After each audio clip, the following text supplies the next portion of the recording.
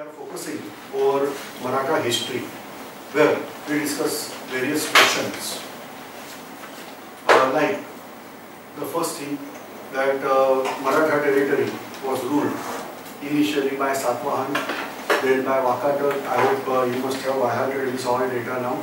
So first by Satvahan in known history, then by Vakataka, then by Chalukya, then by Rashtrakoot, again by Chalukya, then by Hoysal, then by Yadav, prominent names I am taking.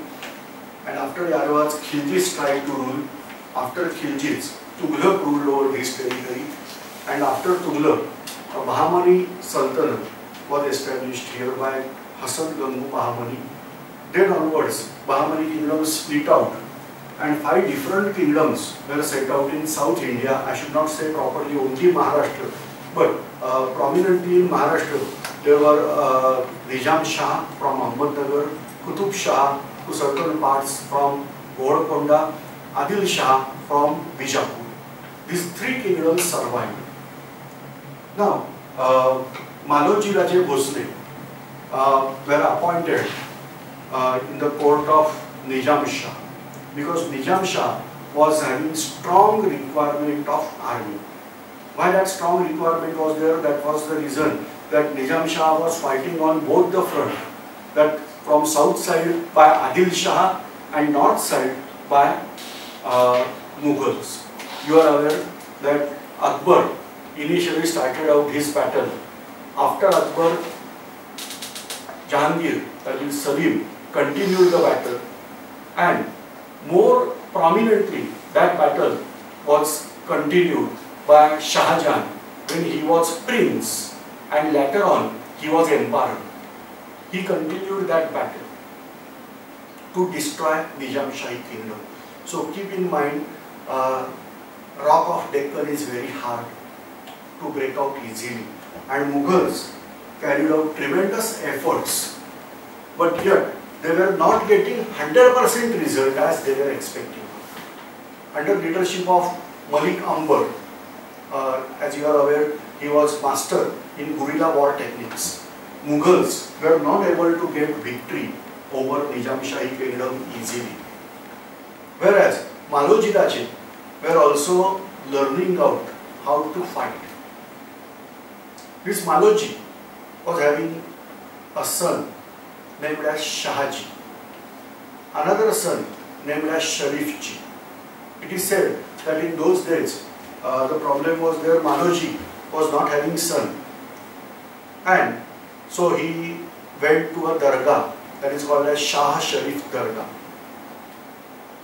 and then he asked son over there that I should give name of dargah, that Shah Sharif Dargah, to my son, and then he got son.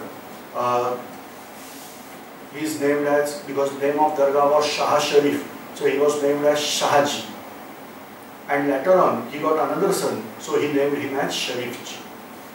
This incident, if true, because in some book they are mentioning this incident, so if this incident is true, then it's obvious thing that Hindus and Muslims were uniting in this particular phase.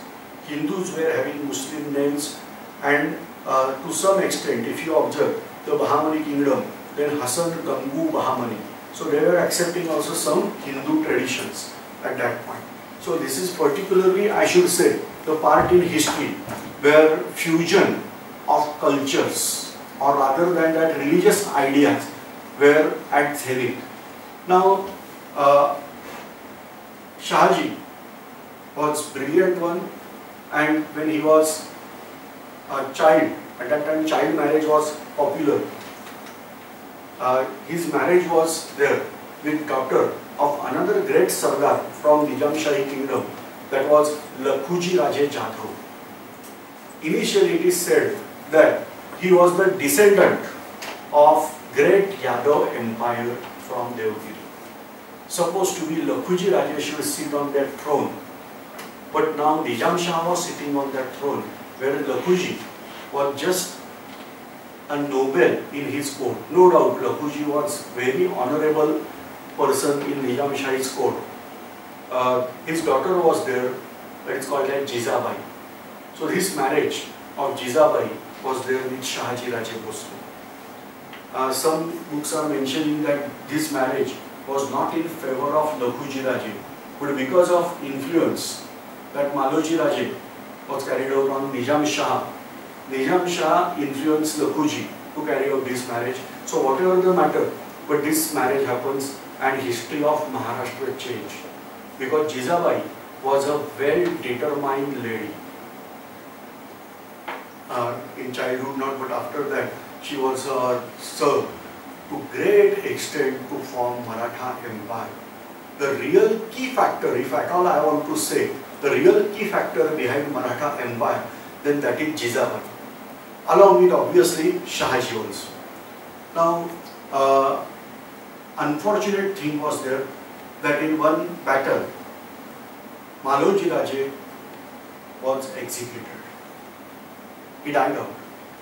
And then according to tradition, as infants, this Shahaji was not that young, he was just child. Maybe possible Nizam Shah was not continuing his Jahagiri. But to the surprise, Nizam Shah behaved with future sense. He continued his Jahagiri and a caretaker was appointed as Shahaji's uncle named Vithoji. You are aware Maloji was having younger brother named as Vithoji. So Vithoji was working as now caretaker for Jahagir and they continued. After getting young enough, Shahaji also joined Nizam Shahi kingdom. And Shahaji accepted the service of Malik Ambar. Under leadership of Malik Ambar, Shahaji also fought various battles. Now this is the way Shahaji was very brave man. Shahaji was very intelligent. He was also thinking that why our land is ruled by outsiders. And he also changed out his masters. For a few years he served for Nizam Shahi kingdom. Later he accepted Mughal Sultanate. He accepted Mughal kingdom. And then he went to Adil Shahi kingdom also.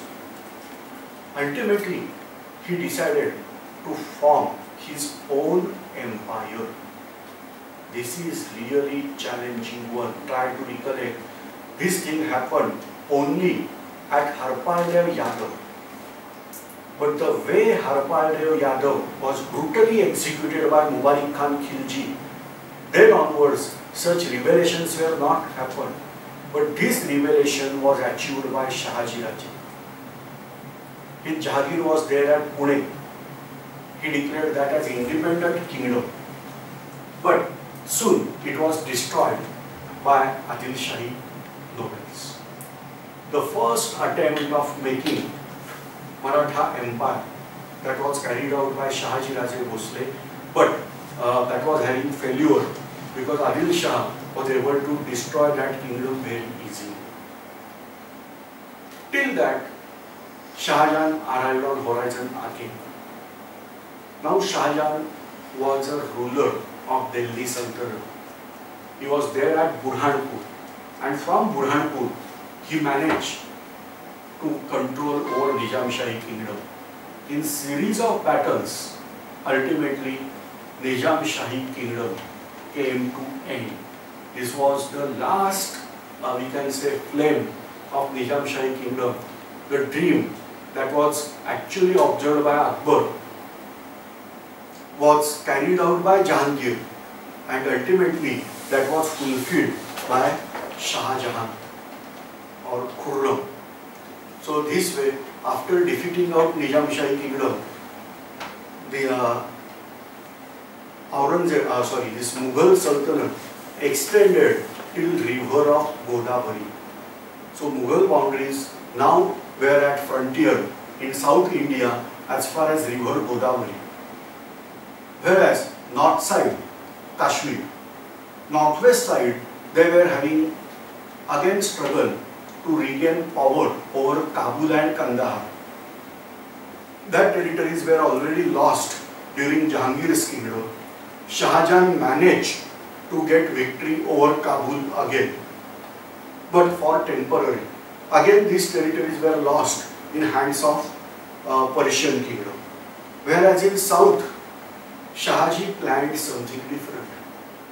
One of the relative of Nizam Shah, he was a small boy, somewhere of age of 5 years. He was there on Fort Judhan. Shahaji Raje rescued him from Fort Judhan and coronated him near a place that is called as Sangamner. There is fort that is called as Premgiri. He was coronated there and appointed as new Nizam Shah. Whereas Shah Jahan was returned back to Delhi at that time. And then he coronated him as new Nizam Shah, and under name of that Nizam Shah, Shahaji Raje started regaining territories of Mughals. To the surprise, Adil Shah also started getting help. I used the word that Nizam Shahi kingdom was defeated, and ultimately Mughal Sultanate extended till river Godavari. Little bit mistake is there. It was extended till river Krishna at south, because that territories were belonging to Nizam Shahi kingdom. To the south of river Krishna, there was Adil Shahi kingdom.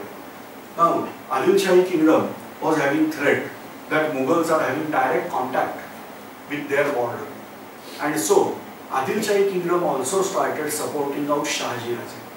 Why? Because there should be some buffer state. Let me clarify. If I am showing the Maharashtra part only,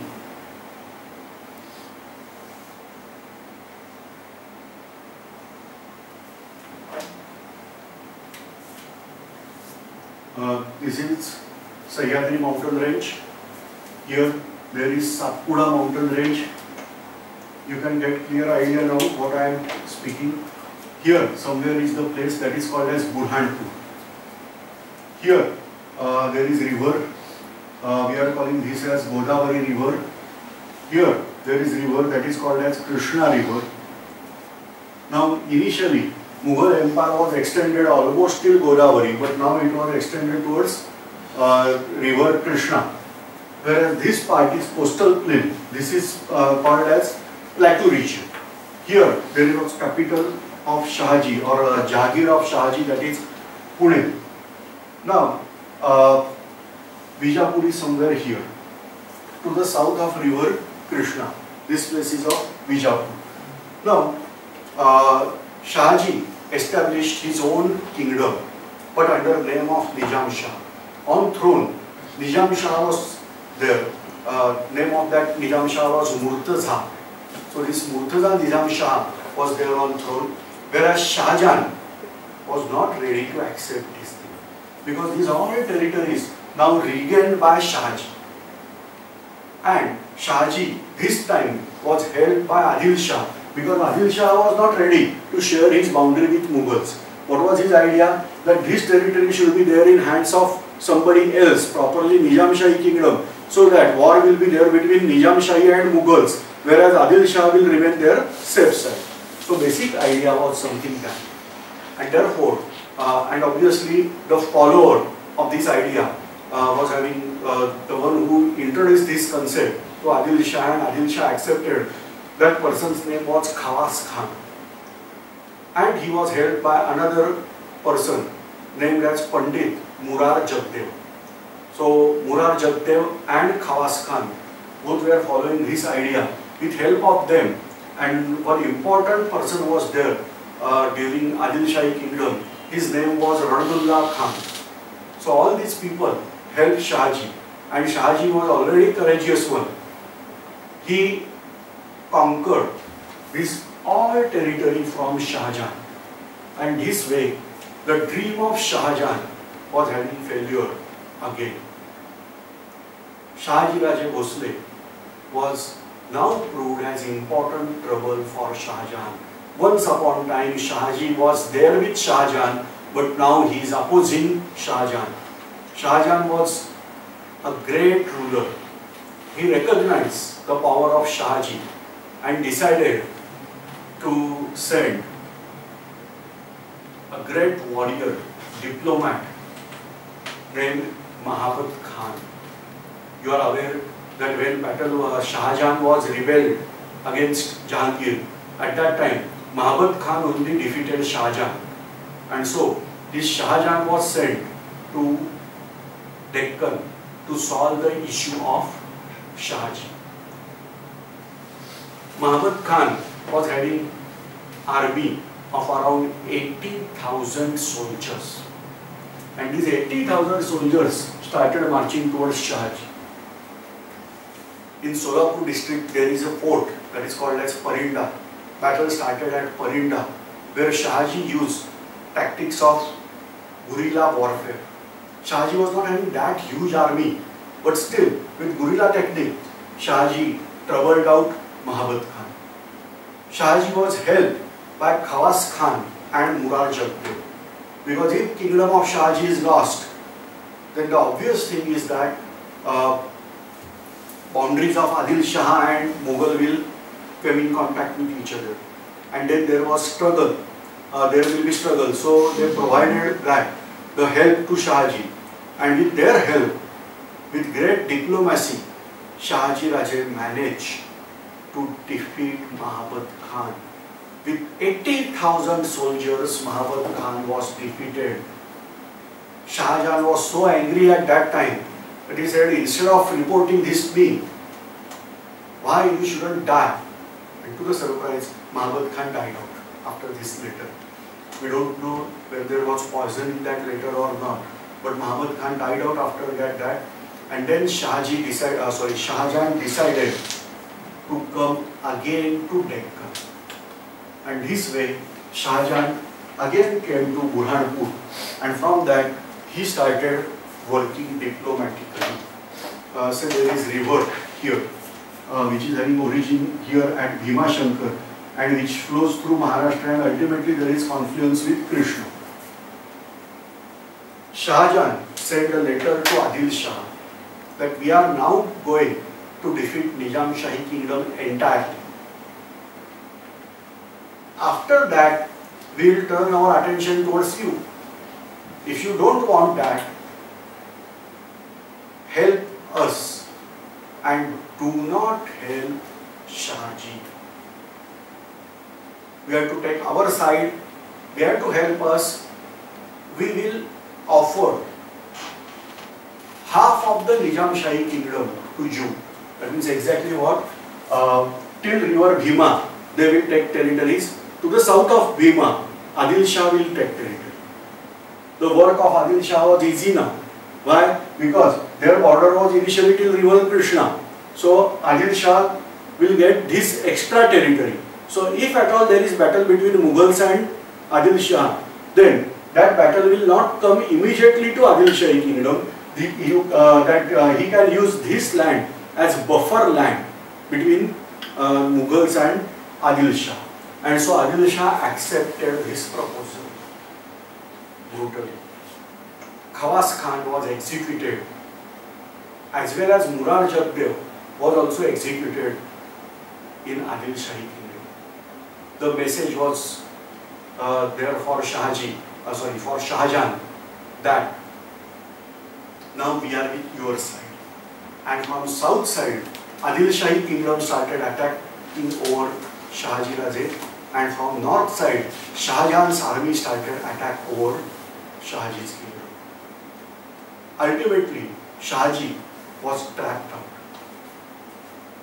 The name of fort is Mahuli Fort. He went to Mahuli Fort. Mahuli Fort is very tall fort, some 800 meters altitude, covered by dense forest and very hard to climb. And huge surface area is there. So Shahaji Raje, along with his family, was there on fort. Whereas Ranadullah Khan, is name of noble of Adil Shah, was there to cover out all Mahuli fort. Ultimately, Shahaji Raje decided to surrender. He was surrendered at Ranadullah Khan. Ranadullah Khan asked him to join Adil Shahi kingdom again. and Shahaji Raja accepted that. Shah Jahan was there. He said, yes, I am aware why you are taking Shahaji Raja with you, but don't keep him in Maharashtra. Keep him away from Maharashtra. And that's why Shahaji Raja was asked to go and control. In those days it was called as Bangalore, today Bengaluru, that territory, and spread their empire there on behalf of Adil Shah. And this way Shahaji was sent to Bangalore. The kingdom was divided, that Nizam Shahi kingdom was divided. Finally, Mughals got complete control over Nizam Shahi kingdom. To the north of river Bhima, Mughals were there. To the south of river Bhima, Adil Shahi kingdom was there. And then Shah Jahan went permanently to Delhi. Why I am using word permanently? Because after that, Shah Jahan never returned back to south. Because the main aim to conquer Nizam Shahi kingdom was satisfied. Akbar, Jahangir and now Shah Jahan. That is the history. The historical work was achieved by Shah Jahan. But when he was there in battle with Nizam Shah, he lost out his wife at Burhanpur in MP. You are aware that her name was Arjuman Banu, or later she is famous as Mumtaz Mahal. So she died out at Burhanpur during delivery. The name of child, or actually that was a daughter of Shah Jahan, named as Gauhar Ara Begum. In that delivery only she died out. Gauhar Ara Begum was 14th daughter, son and daughter. Total number of Gauhar Ara Begum was 14. In her 14th delivery she died at Burhanpur. Initially funeral were carried out at Burhanpur only. After 6 months her body was taken from Burhanpur to Agra. And then you are aware, the world famous monument, that is Taj Mahal, was constructed for her at Agra. So you are aware that she didn't die at Agra. Her death place is Burhanpur, and after that she was taken to, her body was taken to Agra after 6 months. Another important incident in this era, important or rather I should say the most important, that is birth of Shivaji. When this incident happened, that means Shahaji Raja surrendered out completely. At that time, Shivaji's age was 6 years old. So, in all these battles, there was Shivaji. His presence was there. Obviously, he was a small child at that time. But in all these matters, Shivaji was present. What is the worst part here? That after birth of Shivaji, for consecutive 3 years, this India, particularly Maharashtra and Deccan, was facing a strong famine. A drought condition was there, and many people died because no food was there to eat. And in this worst situation, Shah Jahan, Nizam Shah and Adil Shah were fighting the battles. Nobody was taking care of the subjects. What is going to happen there? People are not getting food to eat. And this fellow constructing out Taj Mahal. Just imagine if today's media was there at that time, what was the reports? What should be the reports given by media at that time? So, the Taj Mahal was constructed in that particular era. Say, Maharashtra was also part of Shah Jahan's kingdom. And instead of constructing, I am not denying that Taj Mahal, but instead of constructing Taj Mahal or investing money at that time, he can invest in later phase. At that time, he should think that first we have to make some remedy that people will not die. If you want to get list, the important person I should take name in Maharashtra, famous saint was there named as Saint Tukaram. He lost his wife and son because there was no food to eat. See the worst situation of Maharashtra at that time, and still there was battle of supremacy was going on. Now, after that end, there was a little bit peaceful air, little bit, because the newly conquered area was there in hands of Adil Shah, and Adil Shah decided to fortify this area.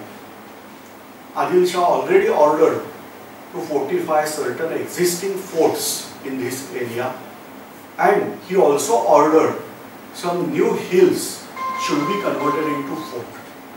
So like that things achieved by Adil Shahi kingdom during this part. Shah Jahan went back, returned back to Agra because Fatehpur Sikri was no more considered as capital. So Shah Jahan went back to Agra, then to Delhi and all that. But he appointed his son, in Urdu that is called as Shahzada. He appointed his son over south to get control over newly conquered territories. Shahji was sent to Bangalore. Jahangir of Bangalore was given to Shahji Raje, whereas Jahangir of Pune was kept under his control only. Just look at this area. Pune is towards south of river Bhima, and that was under Adil Shahi kingdom only. So Adil Shah continued to give that whatever the things to Shahji. Now here we can say this is all politics. First, Shah Jahan managed to get victory over Nizam Shahi kingdom by getting help from Adil Shah. Otherwise, it was a difficult game for Shah Jahan. But because Adil Shah decided to support, the game was somewhat easy for Shah Jahan. Otherwise, may be possible battle between Shahaji Raje and Shah Jahan. May be possible Shah Jahan was the loser, because Shahji, if helped by Adil Shah, then was more powerful. But because Adil Shah didn't help, Shah Jahan managed to get victory. But there was threat that battle will be there between Shah Jahan, that means Mughals, and Adil Shah, because Mughals were having dream to control entire peninsula region. You are aware that Akbar intentionally went for South India, but he was not having success for 8 years and returned back. But otherwise their dream was to conquer entire India under their control. And so it was a battle, expected battle between between Mughals and Adil Shah. But by helping out Shah Jahan, Adil Shah achieved various things. The first thing he achieved, that his boundary extended from river Krishna to river Bhima. So a buffer state was maintained here. If at all Mughal tried to invade, then battle will not be there in the core part of Adil Shahi kingdom. Adil Shah can fight battle in this region. So this way he helped out, extending out his boundary outside. Secondly, as there was a treaty between Adil Shahi kingdom and Shah Jahan, that means for at least few days or years, Mughals will not try to invade South India. So he achieved that thing also. And third most important thing, that he appointed Shahji in his court only. So if at all Shah Jahan tried to invade invade Adil Shahi kingdom, then the most important person, Shahji, was there. And according to suggestion of Shah Jahan, Shahji was sent in South India. But if battle will be there between Adil Shah and Shah Jahan, then Shahji can be called back by Adil Shah on the warrior front. And this way, Shah Jahan achieved his part, Adil Shah actually his part. What about Shahaji Raje? Shahaji Raje was the loser. He was there at Bangalore, much more away, almost towards south from his actually land where people were admiring him, that is Maharashtra. He was much more away from Maharashtra. But the Jagir was there at Pune, and another part is there in Pune district that is called as Supe. So the Jagir was there. He appointed his son Shivaji as Jagirdar on behalf of Shahaji Raje. So this way he started his third time experiment to get Maratha Empire again. Not directly by himself, but by his son, that is Shivaji. But at that time Shivaji was too young. When Pune Jahagir was given to Shivaji, his age was around 6 years old. Pune was completely destroyed by Adil Shahi kingdom at that time. But Shahaji's wife, Jizabai, was there. Jizabai was a wise lady. She decided to make Pune again flourish. An important person was sent from Shahaji Raje named as Dadoji Kondev Paithankar. His surname is Paithankar, but in history he is famous as Dadoji Kondev. So he was sent. Adil Shah appointed him as Subedar of Pondhana territory. Simhagad is name of territory. And he was appointed as caretaker of this Jahagir. And this way, Shahaji managed a plan to reform his empire again from Pune, where Shivaji was just 6 years old at that time. Now, Dadoji started planning. Pune city was redeveloped. He got a Ganesh idol and he constructed the temple that is called as Ganesh in Kasba Pet, which is considered as important Ganesh temple in Pune. He constructed there a palace named as Lal Mahal, where Shivaji and Jizabai used to reside in that palace, a small but important. Don't confuse with Lal Killa and Lal Mahal. Lal Mahal is there in Pune, where Shivaji was there. After a few years, Shivaji, Jizabai, all these went to Bangalore. I don't know what plannings were there, but again they returned back and started controlling over territory. This territory, that Pune territory, was well organized, well managed by Dadoji Kondev now on behalf of Shahaji Raje. All these things, everywhere in this management, a small boy, Shivaji, was taken everywhere.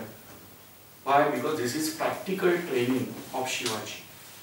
Shivaji was having another elder brother named as Sambhaji.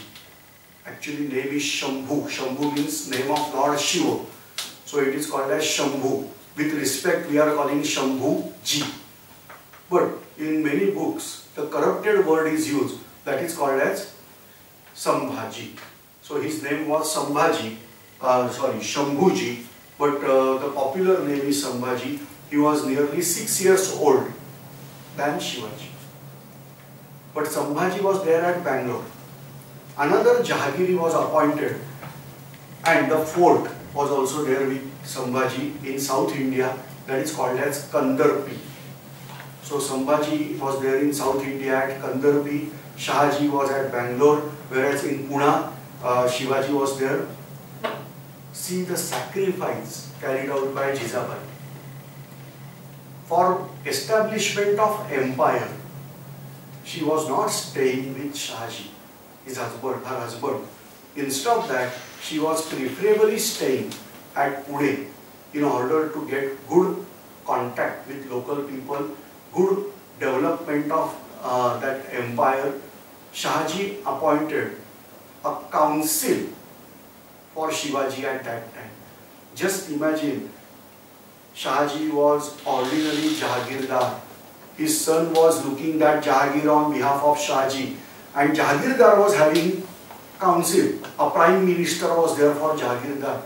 You will get idea what was there in mind of Shahaji, that we have to establish empire, and for that empire we should have all these people, ministers and all that should be together. So this way, a well-planned development of empire was started under leadership of Shahaji Raje only. But Shahaji Raje was using a in sort of remote control, we can say, in those days, and they started establishing their empire here. So initially, welfare of common people were taken. So in those days, nobody was taking care of people. Whereas, various problems were there. Say for example, problem of wolf. You are aware, in biology, we are saying that it is food chain.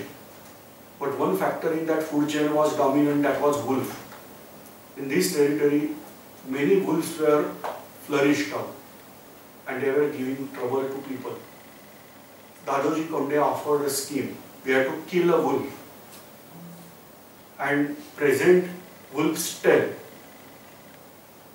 Government will allow you some price for that. And that's why many wolves were killed out by common people, because they were having lack of money. Shortage of money was there. And in order to get money, they started hunting wolves. And this way, they achieved a control over wolves' population. Whereas, our village was administered in well manner. Accounts were maintained. And this way, first they established a good revenue system, followed by maintenance of law and order in his empire. Some people misbehaved. They were punished brutally. And that's why people were started recognizing the rule of Shivaji as the good